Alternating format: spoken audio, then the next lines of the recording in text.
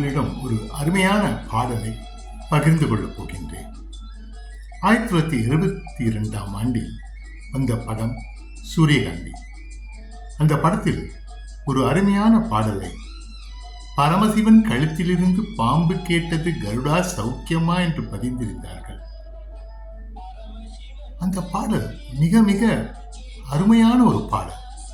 அதை பாடியவர் PM சௌந்தரராஜன், கவிஞர் கண்ணதாசனின் வரிகள், MS விஸ்வநாதனின் இசை, செல்வி ஜெயலலிதாவும் முத்துராமன் அவர்களும் நடித்திருந்தார்கள். இந்த படத்தின் கருப்பொருளே தாழ்வு மனப்பான்மை, ஈகோ ரெண்டையும் ஒருங்கே இணைத்தது. இந்த படத்தின் நான் சென்னையில் நியூ காலேஜில் PUC படித்துக் கொண்டிருக்கும் பொழுது நான் தங்கியிருந்த விடுதியில் இந்த பாடல் ரெக்கார்ட் செய்யப்பட்டது. கண்ணதாசன் அவர்கள் மேடையில் நின்று அந்த பாடலை பாடுவது போல் பாவனை செய்தார். அருமையான கருத்திலை கொண்ட இந்த பாடலை அங்கு நானும் அமர்ந்து அந்த ஷூட்டிங்கை பார்த்து கொண்டிருந்தேன். ஆனால் நாங்கள் அதிக நேரம் இல்லை. ஏனென்றால் அன்றைய காலகட்டத்தில் நாங்கள் எல்லாம் மாணவர்கள், முழு நேரம் அமராததால் அவர்கள் அதற்கு பிறகு துணை நடிகர்கள், இணை நடிகர்கள் எல்லாம் அழைத்து வந்து மேடையை நிரப்பி வைத்து அவர் இந்த நிகழ்ச்சியை நடத்தினார்கள்.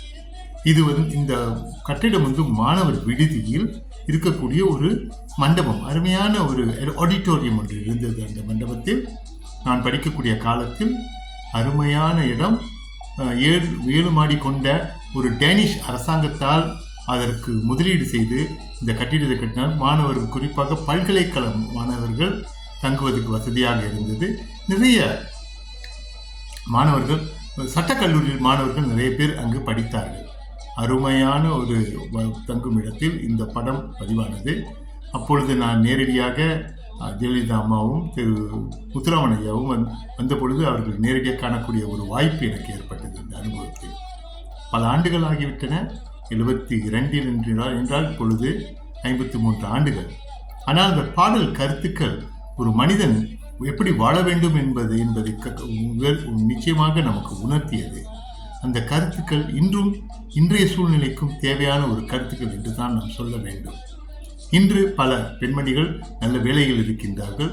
சில நேரங்களில் கணவர்கள் அவர்கள் சம்பாதிக்க அளவு கூட சம்பாதிக்க முடியாத ஒரு சூழ்நிலையில் இருக்கின்றார்கள். இருந்த பொழுதும் இன்றைய சூழ்நிலைக்கு குடும்பத்தில் இரு வருமானம் தேவைப்படும் ஒரு சூழ்நிலைக்கு வந்துவிட்டோம். அதனால் அவர்கள் அட்ஜஸ்ட் செய்து கொண்டு வாழ்க்கையை சிறப்பாக வாழ்கின்றனர். சிறப்பு என்பது என்னங்க, நம்ம ஈகோ இல்லாமல், ஒரு தாழ்வு மனப்பான்மை இல்லாமல் ஒருத்தர் அக்செப்ட் பண்ணிக்கொண்டு அவர்களுக்கு எல்லாருக்கும் வாய்ப்புகள், பெண்கள் இன்று நல்ல பதவியில் இருக்கின்றார்கள். அதை நாம் ஏற்றுக்கொள்ள வேண்டும். ஏற்றுக்கொண்டோம் என்றால் நமக்கு எந்தவித பிரச்சனையும் இருக்காது என்று தான் நான் நினைக்கின்றேன். இந்த பாடலில் அவருக்கு இந்த பரமசிவன் கழுத்திலிருந்து பாம்பு பார்த்து கருடனை கேட்கின்றன, அந்த மாரி ஒரு அருமையான சிந்தனைங்க. இப்படியெல்லாம் சிந்திக்கிறதுக்கு இந்த காலத்தில் நம்முடைய எழுத்தாளர்கள் அப்படி சிந்திக்கின்றார்கள் என்று நமக்கு தெரியவில்லை. இருந்த பொழுதும் கண்ணதாசனின் வரிகள் எல்லாம் முத்தான வரிகள், பலருக்கு சிந்திக்க வைக்கும் ஒரு வரிகளாக இருந்தது என்று தான் சொல்ல வேண்டும். அதனால் அந்த பாடல் என்னுடைய அனுபவத்தில் நான் அனுபவித்த அந்த சூழ்நிலை, அந்த பாடல் பதிவு செய்ய காலகட்டத்தில் நான் அந்த விடுதியில் தங்கியிருந்தேன். உங்களுக்கு தெரியும், மாணவர் விடுதி அங்கு சிறப்பாக இருந்தது என்று தான் சொல்ல வேண்டும். அந்த மாதிரி ஒரு அனுபவம் எனக்கு கிடைத்தது.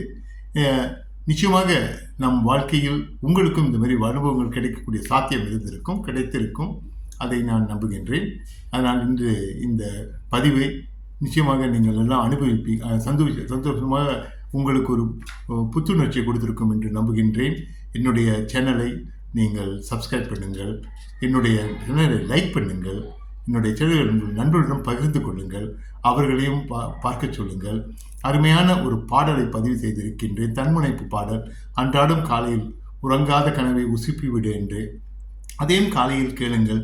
நிச்சயமாக உங்கள் வாழ்க்கையில் புதிய சிந்தனையை வளர்ப்பதற்கு அது வழிவகுக்கும், இன்னும் சிறப்பாக செயல்படுவதற்கு வழிவகுக்கும் என்று கூறி உங்களிடம் இன்று விடைபெறுவது ரேனா வேணுகோபால். நன்றி, வணக்கம்.